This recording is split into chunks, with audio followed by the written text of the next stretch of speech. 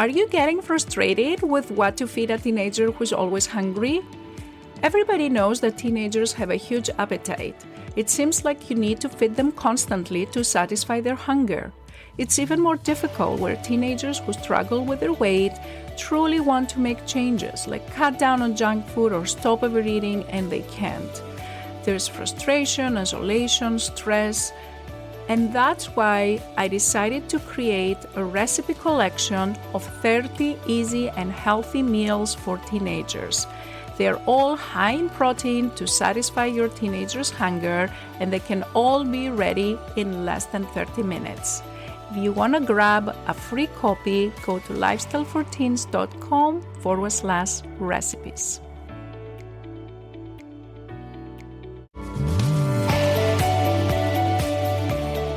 Are you getting frustrated with what to feed a teenager who's always hungry? Everybody knows that teenagers have a huge appetite. It seems like you need to feed them constantly to satisfy their hunger.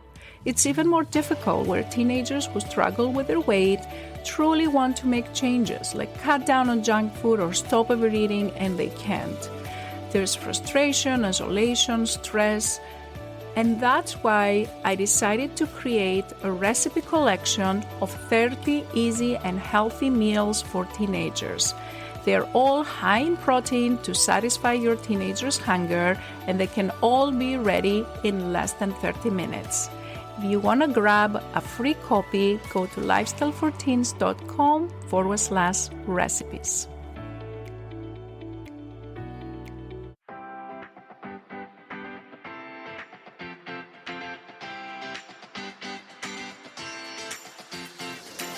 This is the Lifestyle and Weight Loss for Teens podcast. If you're a mom and want to help your child who is struggling to lose weight, you are in the right place. If you are looking for healthy lifestyle tips, Dr. Gourgari is here to help you understand the science around safe weight loss in teens and children. Because what works for adult weight loss is not always the best for children. This podcast is for educational purposes only. Dr. Gourgari does not provide medical, psychological, or nutrition therapy advice. You should not use this information to diagnose or treat any health problems without consulting your own medical practitioner. And now, your host, Dr. Jenny Gourgari.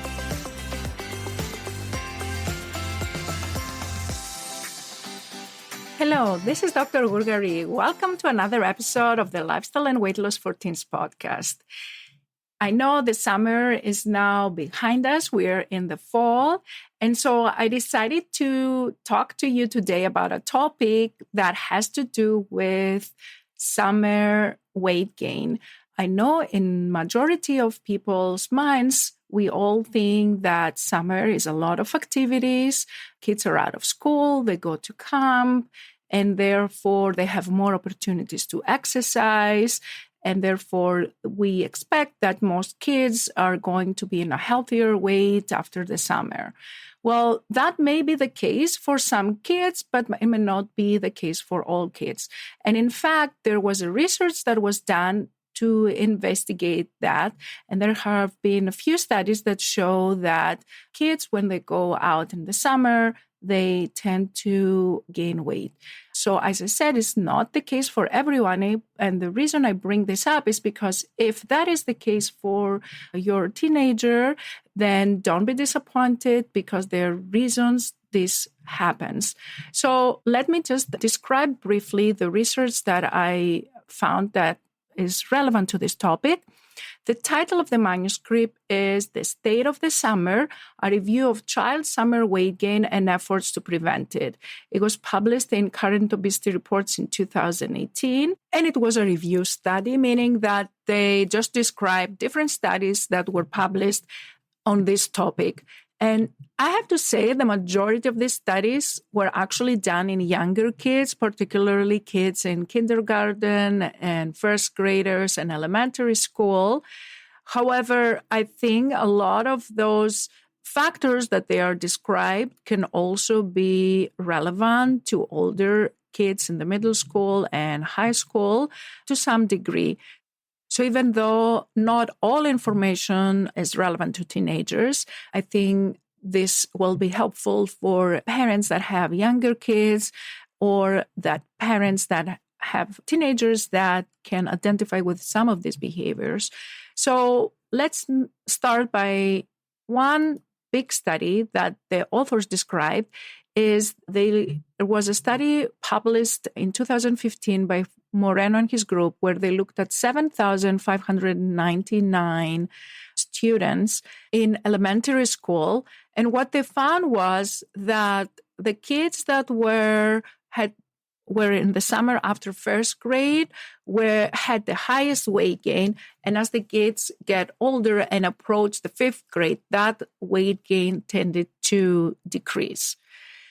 Now, there was another study in 2016 where they looked at 13,000 kids that they tracked them from kindergarten through the start of the second grade, and they also had the same results, that body mass index or the weight for their height for the kids rapidly increased during the summer compared to what it did during the school year. If you don't know what the body mass index is, or a BMI, or what is a healthy body mass index for your teenager, you can go back and listen to episode 1 of this podcast. Now, the authors also described another study that was done in middle schoolers. It was done among 865 middle schoolers in the Pacific Northwest. And in this particular study, which was done by Darath and colleagues, there was actually beneficial changes in the body mass index. Again, this seems to suggest that this effect as kids get older has less of an impact. There was also other studies that were done in kids that they were high risk to gain weight from certain categories, like Hispanic youth between the ages of 8 to 12. And they noticed that the body fat increased significantly both over the school year and over the summer. And so that suggests that Hispanic youth are at higher risk for weight gain, not only during school year, but also during the summer year. Now, of course, the question that comes to mind is, why does this happen? And is there a reason? And if we know the reason, then we can do something about it. So one of the reasons is that as kids go into summer, they lose the structure of the school year.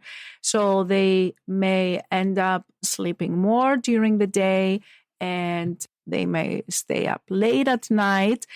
And for especially younger kids, that may end up not actually getting enough sleep as they do during school years.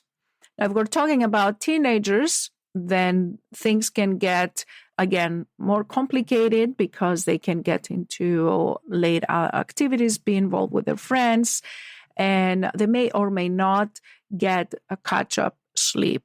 A lot of them tend to get catch-up sleep during the day and during the week, so the effect of the sleep deprivation is less. But that's one factor to consider, especially in younger kids, that they may not have this catch-up of sleep where they still wake up early in the morning and they go to bed late. Another potential reason this happens is because they can have more desserts, ice cream, baked goods. They often visit relatives. They go on vacations. There's a lot of food that they want to try. They are thirsty more, and instead of drinking water, they drink sugar-sweetened beverages, and that may increase the total calories they're getting in compared to the winter. Now, another explanation, which can go both ways, is in regards to physical activity. So what happens during summertime? Well, there are some kids that can go to camp and they can have a lot of physical activity, and they can go for a long periods at camp during summertime, maybe 2 months, 1 month, and that can have beneficial effect overall in their activity level. However, there are other kids that don't have the ability to go to camp, or if they go, they may go only for 1 week or 2 weeks. And therefore, what ends up happening is they stay at home and they play video games, or they spend time in front of the TV, or they spend time in front of their phones. So in other words, their screen time during summer may increase. So depending on what happens during the summer in regards to physical activity, that can also have an effect on this summer weight gain that we may observe. So it is not surprising that some of the kids end up having some extra pounds during the summertime.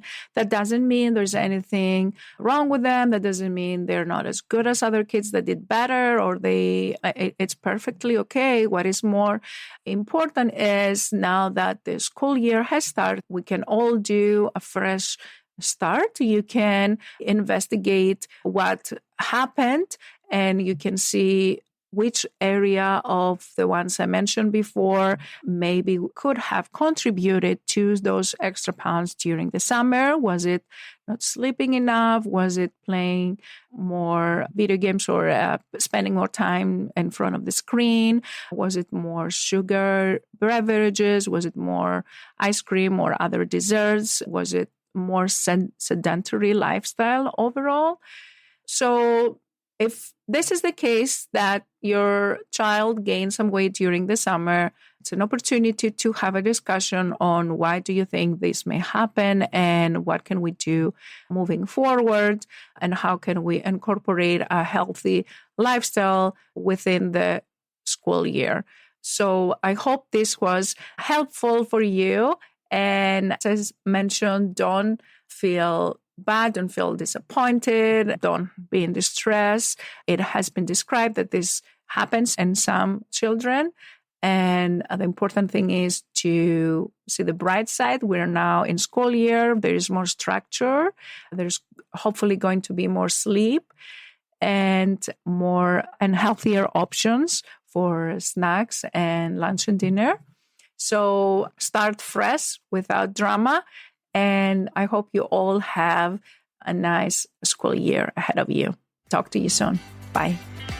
If you enjoyed listening to this podcast, I invite you to come check out the LIFT program. It's Dr. Gourgari's 12-week coaching program for teens and their moms, where we take all this information, we apply it to your daily life, and we work together so your teenager learns how to create a healthy lifestyle so they can feel happier, more confident, less stressed, and love their body again. Visit the website at lifestyleforteens.com and click on the Work With Me and free resources to learn more about this program and get free help to start this journey right away. Thanks for tuning in, and we'll catch you in the next episode of Lifestyle and Weight Loss for Teens.